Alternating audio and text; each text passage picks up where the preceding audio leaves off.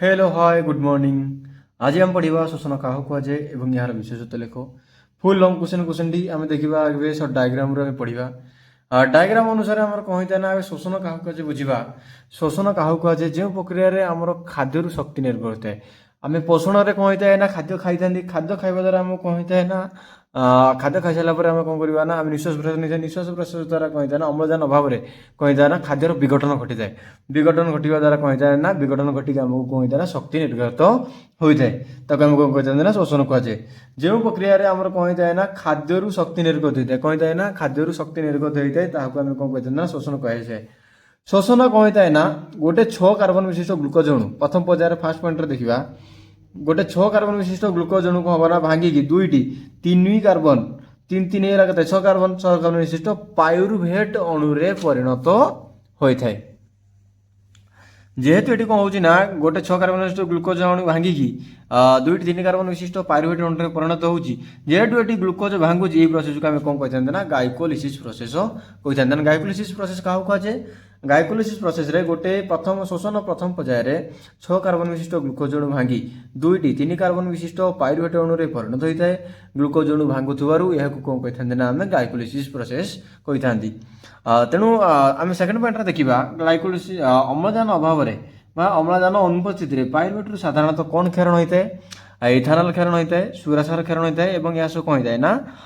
CO2 क्षरण होता है CO2 कौन होता है ना निर्गत होता है तेणु प्रोसेस को आम कौन कही वायु उपजीवी शोषण कही कौन कही वायु उपजीवी शोषण से भाई अम्लजान उपस्थित कौन होता है ना पायुरुवेट आमर अंगारकाम्ल जल और शक्ति निर्गत होता है यह वायु उपजीवी शोषण कहुए एवं बेले बेले कौन होता है ना अम्लजान अभाव में पायुरुवेट लाक्टिक अम्ल क्षरण होता है यह आम कौन कही लाक्टिक अम्ल किणन कहुए कौन कही है लाक्टिक अम्ल किणन कहुए या द्वारा कौन होता है ना शरीर मध्य क्रांप आसी है तेणु आम ये देखिए अम्लजान अभाव में कही ना 2टी एटीपी सृष्टि होता है और अम्लजान उपस्थित कही ना 38 एटीपी सृष्टि होता है और कौन होता है ना आम शोषण केत कराई वायु उपजीवी शोषण वायु उपजीवी शोषण वायु उपजीवी शोषण यदि पार्थक्य आम लिखा वायु उपजीवी कौन होता है ना इथाल सुरासार और लाक्टिक अम्ल कौन होता है ना वायु उपजीवी शोषण आम कौन होता है ना तैयारी होता है वायु उपजीवी शोषण देखा गले आम कही ना अंगारकाम्ल जल शक्ति निर्गत होता है ये कौन ना अम्लजान अभाव रही है ये अम्लजान उपस्थित रही है और ए 2टी एटीपी सृष्टि होता है ये 38 एटीपी सृष्टि होता है तेणु आम देखा शोषण आम नोट देखा जो प्रक्रिया खाद्य शक्ति निर्गत होता है ताकू शोषण कहुए शोषण प्रथम पर्यायर गोटे 6 कार्बन विशिष्ट ग्लुकोज अणु भांगी 2टी 3 कार्बन विशिष्ट पायुरुवेट अणुरे परिणत होता है जेहेतु ग्लुकोज अणु भांगुवर या कौन कहले ना गाइकोलिसिस प्रोसेस कहगला अम्लजान अभाव में पायुरुवेट कौन होता है ना इथानल सुरासार और अंगारकाम्ल निर्गत होता है ये जो निर्गत होता है यही प्रक्रिया को आम कौन कही ना ये प्रक्रिया को वायु उपजीवी शोषण कहुए आम कौन होता है यहाँ वायु उपजीवी शोषण कहुए कौन कहुए वायु उपजीवी मान अम्लजान अभाव में होता है से भाई अम्लजान उपस्थित जो अम्लजान कौन उपस्थित थाए से भाई पायुरुवेट कौन होता है ना अम्लजान जल एवं शक्ति निर्गत होता है सॉरी यहाँ अंगारकाम्ल और जल और शक्ति कौन होता है ना निर्गत होता है यह कौन होता है ना वायु उपजीवी शोषण कहुए कौन कहुए वायु उपजीवी शोषण कहुए बेले बेले कौन होता है ना अम्लजान अभाव पायुरुवेट कौन होता है ना लाक्टिक अम्ल क्षरण होता है बेले बेले कौन होता है ना लाक्टिक अम्ल क्षरण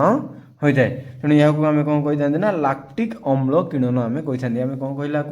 लाक्टिक अम्ल किणन कही तेणु आम देखिले अम्लजान अभाव में आम ये केटा एटीपी सृष्टि है 2टी एटीपी सृष्टि है और अम्लजान उपस्थित केटा ना 38 एटीपी सृष्टि है तेणु आम ये देखा अम्लजान अभाव में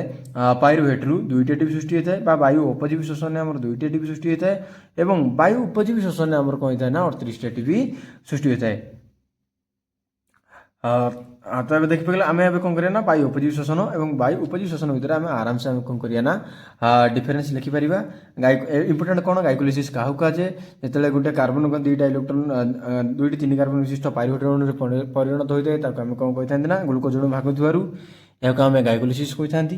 एवं पायुरुवेट कौन होता है अम्लजान अभाव में इथानल सुरासार CO2 निर्गत होता है यह वायु उपजीवी शोषण कहुए और अम्लजान उपस्थित कौन होता है अंगारकाम्ल जल और शक्ति निर्गत होता है वायु कौन होता है ना वायु उपजीवी शोषण कहुए एवं अम्लजान अभाव पायुरुवेट कौन होता है लाक्टिक अम्ल क्षरण होता है यह लाक्टिक अम्ल क्षरण कहता है ए 2टी एटीपी और ए कौन है ना आमर 38 एटीपी सृष्टि है जब वीडियो भल लगे तो लाइक शेयर subscribe.